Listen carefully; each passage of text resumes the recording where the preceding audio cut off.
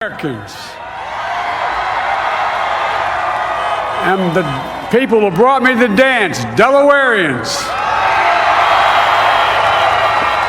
I see my buddy Senator Tom Carper down there, and I think Senator Coons is there, and I think the governor's around. Is that Ruth Ann? And that former Governor Ruth Ann Minner.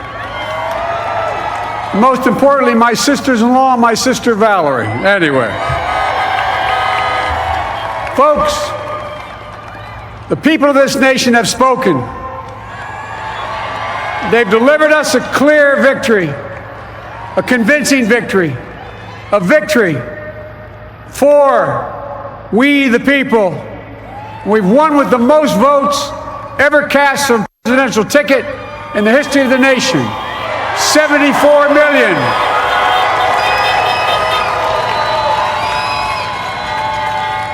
What I must admit has surprised me.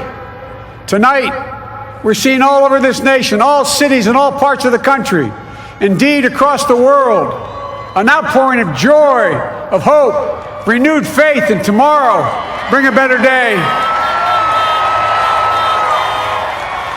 And I'm humbled by the trust and confidence you've placed in me. I pledge to be a president who seeks not to divide, but unify, who doesn't see red states and blue states, only sees the United States, and work with all my heart, with the confidence of the whole people, to win the confidence of all of you. And for that is what America, I believe, is about. It's about people, and that's what our administration will be all about. I sought this office to restore the soul of America, to rebuild the backbone of this nation, the middle class, and to make America respected around the world again, and to unite us here at home. It's the honor of my lifetime that so many millions of Americans have voted for that vision. And now, the work of making that vision is real.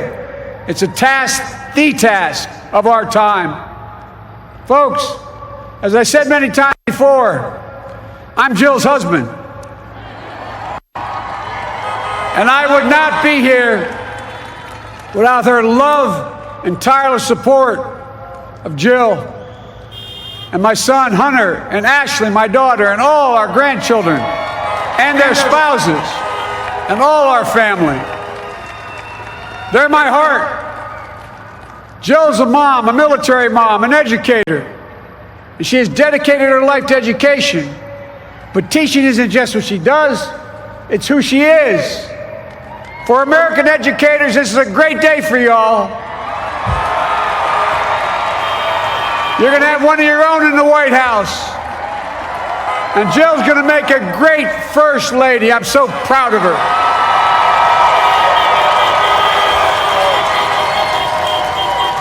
And I'll have the honor of serving with the fantastic Vice President who you just heard from, Kamala Harris,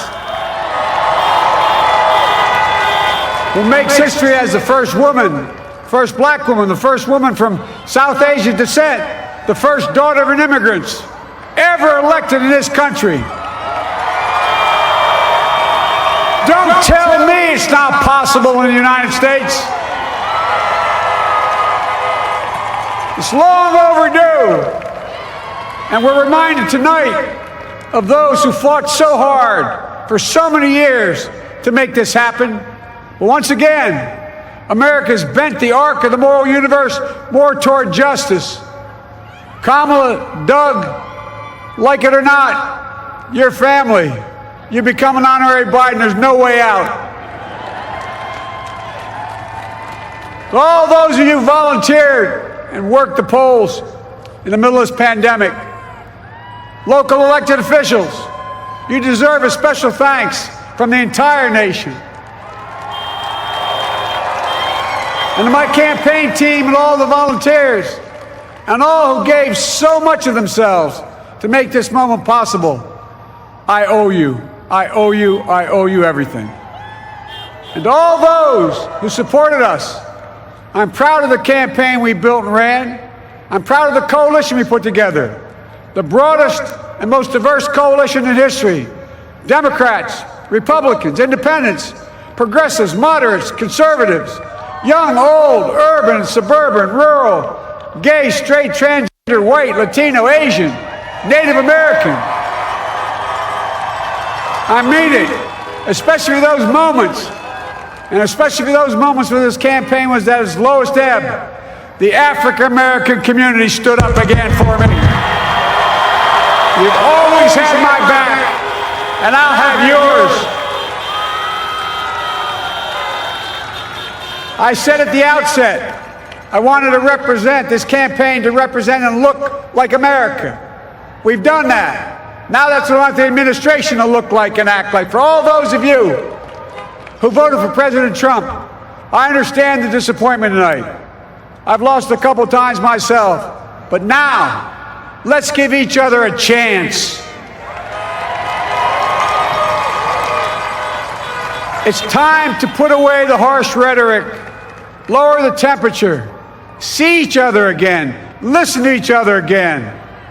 And to make progress, we have to stop treating our opponents as our enemies. They are not our enemies. They are Americans. They are Americans. The Bible tells us, to everything there is a season, a time to build, a time to reap and a time to sow, and a time to heal. This is the time to heal in America.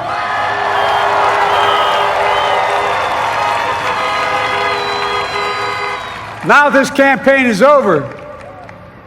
What is the will of the people? What is our mandate? I believe it's this. Americans have called upon us to marshal the forces of decency, the forces of fairness, to marshal the forces of science and the forces of hope in the great battles of our time. The battle to control the virus, the battle to build prosperity, the battle to secure your family's health care, the battle to achieve racial justice and root out systemic racism in this country. नमस्कार, मैं हूं मानक गुप्ता। अगर आपको हमारा ये video पसंद आया हो तो इसे लाइक और शेयर जरूर करें, और हां, हमें सब्सक्राइब और फॉलो करना ना भूलें ताकि आप देश और दुनिया की कोई खबर मिस ना करें। तो जुड़े रहिए हमारे साथ और देखते रहिए न्यूज़ 24।